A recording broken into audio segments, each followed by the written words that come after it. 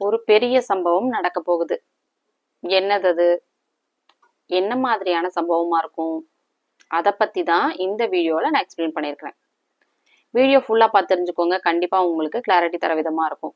இந்த வீடியோல நம்ம பார்க்க போறது துலாம் ராசிக்கான மே மந்த் ராசி பலன். ராசி பலன் பார்க்கறதுக்கு முன்னாடி சேனலை மறக்காம சப்ஸ்கிரைப் பண்ணி வச்சுக்கோங்க. அப்பதான் உங்களுக்கு நாங்க அப்லோட் பண்ணக்கூடிய ராசி பலன் பத்தினது மட்டும் இல்ல, நிறைய கிரகங்களை பத்தின அஸ்ட்ராலஜி பத்தின ஜென்ரல் வீடியோஸ் கூட உடனே உங்களுக்கு நோட்டிஃபை ஆகும். ஓகே, துலாம் ராசிக்கு இந்த மே மந்த் எப்படி இருக்கும் அப்படின்னு பார்த்துலாமா? ரொம்ப நல்ல மாசமாவே அமைஞ்சிருக்குங்க. ராசிநாதன் சுக்ரன் ஃபர்ஸ்ட் ராசிநாதன் தான் பார்க்கணும். நான் எல்லா வீடியோலயுமே சொல்லியிருப்பேன். தனாதிபதி, ஜீவனாதிபதி, பாக்கியாதிபதி எல்லாம் நல்லா இருந்தா கூட ராசிநாதன் ஸ்ட்ராங்கா இருக்கணும். ராசிக்கு எந்த ஒரு பாவ கிரகங்களுடைய தொடர்பும் இல்லாம இருக்கணும். அப்படி இருந்தா அந்த மாசம் சூப்பரான ஒரு மாசம். ராசிநாதன் கெட்டு போயிருக்க கூடாது. ஓகேவா? ஃபர்ஸ்ட் இதை புரிஞ்சுக்கணும். ராசிநாதனான சுக்ரன் உங்களுக்கு இந்த மே மாசம் நல்லா ஸ்ட்ராங்கா இருக்கு. ராசிநாதன் 8வது இடத்துல ஆட்சியாகி இருக்கு. ஸோ வெளிநாடு சம்மந்தப்பட்ட விஷயம், வெளிநாடு இம்போர்ட் எக்ஸ்போர்ட் மாதிரியான விஷயம், இது எல்லாமே உங்களுக்கு சூப்பரா இருக்கும் இந்த மாசம். லாட்ரி, ஷேர் மார்க்கெட் மாதிரியான விஷயம் எல்லாம் கூட இந்த மாசம் ரொம்ப சூப்பரா இருக்கும் துலாம் ராசிக்காரங்களுக்கு. ஃபர்ஸ்ட் கிரக நிலைகள். இந்த மாசத்தை 2 மாதிரி பிரிக்கலாம். மே 15ஆம் தேதிக்கு முன்னாடி, மே 15ஆம் தேதிக்கு அப்புறம் அப்படிங்கிற மாதிரி பிரிக்கலாங்க. அது என்ன அப்படின்னா, இந்த சார்ட்டை பாருங்க. இந்த மாதிரி இருக்கும் கிரக நிலைகள் மாச தொடக்கத்துல.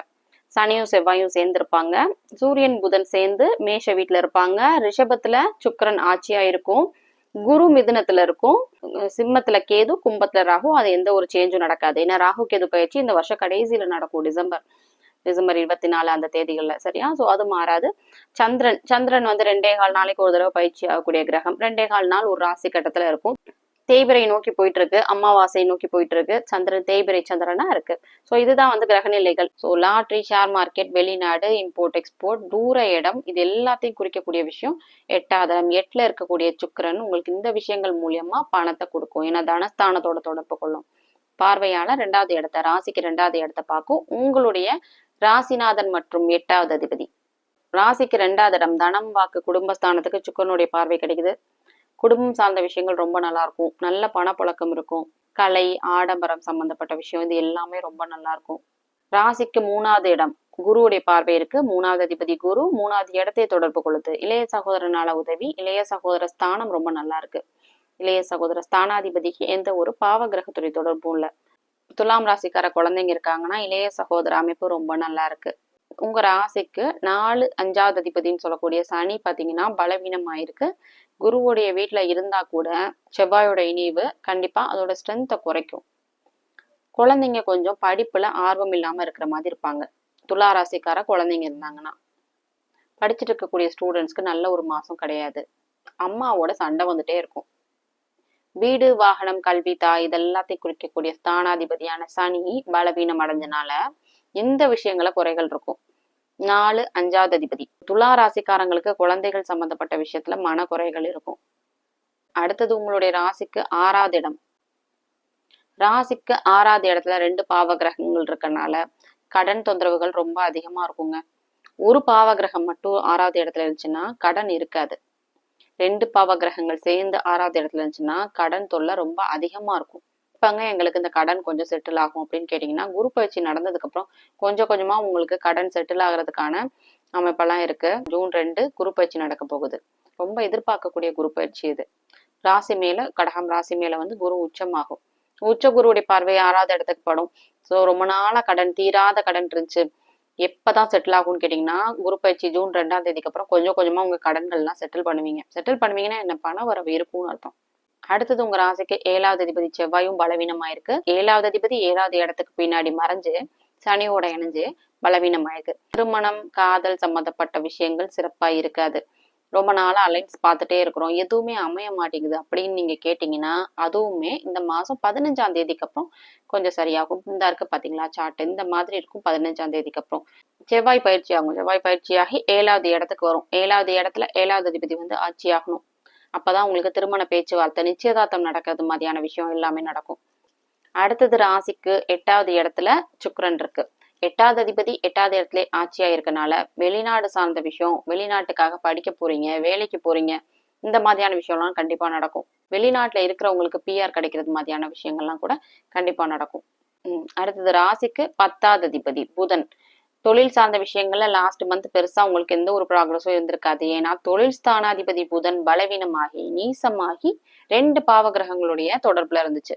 இப்ப நீசத்தன்மையில இருந்து வெளியே வந்துருச்சு. ஓரளவுக்கு உங்களுக்கு தொழில பெட்டர்மெண்ட் எதிர்பார்க்கலாம் அப்கமிங் மந்த்ஸ் எல்லாமே. லாஸ்ட் மந்த் எல்லாம் பாத்தீங்கன்னா எந்த ஒரு நல்ல விஷயமே நடந்திருக்காது. பாக்கியங்களை கெடுக்கிற மாதிரியான அமைப்பு இருக்கு. அப்பா விஷயத்துல கொஞ்சம் சஃபர் ஆயிருப்பீங்க துளாராசிக்காரங்க எல்லாருமே. ஏன்னா புதன் நீசத்தன்மையும் அடைஞ்சு 2 பாவ கிரகத்துடைய தொடர்புல சனி செவ்வாய் 2ம் சேர்ந்து புதனோட இருந்துச்சு. அப்பா விஷயத்துல நிறைய உங்களுக்கு குறைகள் இருந்திருக்கும். அப்பாவோட சண்டை, அப்பா பிரிவு, இந்த மாதிரியான விஷயம், அப்பா ஹெல்த் சிக்காகிறது, அப்பாவால மன வருத்தம், பண விரயம், இந்த மாதிரியான விஷயம்லாம் நடந்திருக்கும் லாஸ்ட் மந்த். இந்த மந்த் கொஞ்சம் கொஞ்சமா எல்லாமே சரியாகிறத பாப்பீங்க. அதுக்கடுத்து உங்களுடைய ராசிக்கு 10வது அதிபதினு சொல்லக்கூடிய சந்திரன் தொழில் ஸ்தானாதிபதி தேய்பிரை நோக்கி போயிட்டு இருக்கு. 17ஆம் தேதிக்கு அப்புறம் தொழில் சார்ந்த விஷயங்கள்ல முன்னேற்றம் இருக்கும். அமாவாசை முடியணும், அதுக்கப்புறம் தொழில் விஷயங்கள் எல்லாமே நல்லா இருக்கும். அடுத்து ராசிக்கு 11வது அதிபதினு சொல்லக்கூடிய சூரியன் நல்லா உச்சமாயிருக்கு. மூத்த சகோதரரால் நல்ல உதவி கிடைக்கும். அரசு சம்பந்தமா உதவி கிடைக்கும். அரசியல், அரசு சம்பந்தப்பட்ட விஷயங்கள் எல்லாமே ரொம்ப நல்லா இருக்கும். அடுத்து உங்களுடைய ராசிக்கு 12வது அதிபதினு சொல்லக்கூடிய புதன், நான் ஆல்ரெடி சொன்ன மாதிரிதான் வெளிநாடு சம்பந்தப்பட்ட விஷயம், டிராவல் பண்றது மாதிரியான விஷயம், இது எல்லாமே கண்டிப்பா நடக்கும். ஆனா 15ஆம் தேதி வரைக்கும் வெயிட் பண்ணணும். செவ்வாயுடைய பயிற்சி நடந்ததுக்கு அப்புறம் ஓரளவுக்கு வெளிநாடு சார்ந்த விஷயங்கள்ல நீங்க முன்னேற்றத்தை எதிர்பார்க்கலாம். மே மாசம் நல்ல மாசமாவே அமைஞ்சிருக்கு.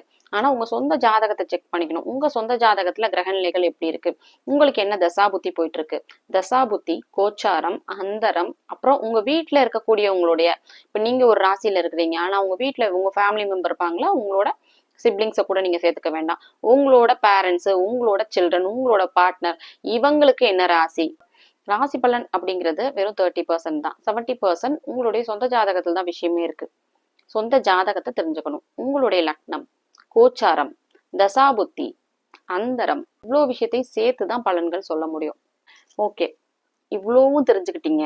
ஆனா உங்க ஃபேமிலி மெம்பர்ஸ் இருப்பாங்க இல்லையா, உங்க ஃபேமிலி மெம்பர்ஸ், உங்களோட கூட பிறந்தவங்களை கூட நீங்க விட்டுருங்க. உங்க அப்பா அம்மா, உங்க ஹஸ்பண்ட், உங்க குழந்தைங்க, உங்க ஒய்ஃப், இவங்களுக்கு என்ன ராசி, இவங்களுக்கு எப்படி இருக்கு, மீன ராசி யாரும் இருக்காங்களா, கன்னி ராசி யாரும் இருக்காங்களா, இதை நீங்க தெரிஞ்சுக்கணும். மீன ராசிக்கு ஜென்ம சனி போயிட்டு இருக்கு, கன்னி ராசிக்கு 2 பாவ கிரகங்கள் ராசியை பார்த்துட்டு இருக்கு. இப்படி இருந்தா கூட உங்களுக்கு வளர்ச்சி ஒண்ணு நடக்குது அப்படின்னா, நீங்க சக்சஸ்ஃபுல்லா இருக்கிறீங்க, உங்களுக்கு ஒரு நல்ல விஷயம் நடக்குதுன்னா கண்டிப்பா ஃபேமிலி மெம்பர்ஸ் தான் சந்தோஷப்படுவாங்க இல்லையா. ஸோ அவங்க கஷ்டப்படுற மாதிரியான கிரக நிலைகள் இருந்துச்சுன்னா நீங்களும் பாதிக்கப்படுவீங்க. அவங்களாலதான் நீங்க பாதிக்கப்படுறீங்களா அப்படின்னு கேட்டீங்கன்னா கிடையாது. உங்க ராசி பலன் நல்லா இருந்தா கூட உங்க சொந்த ஜாதகத்துல ஏதோ தப்பான தசா புத்தி போயிட்டு இருக்கும். ஸோ அதுக்கு ஏத்த மாதிரிதான் அவங்களுக்கும் ராசியில இருக்கும். ஸோ அதுதான், அவங்களால நீங்க கஷ்டப்படுறீங்களா அப்படின்னு கேட்டீங்கன்னா கிடையாது. மனைவியால சில சுப விரயங்கள் நடக்கும். மனைவி விஷயங்கள்ல சில சுப செலவுகள் ஏற்படுறத பாப்பீங்க.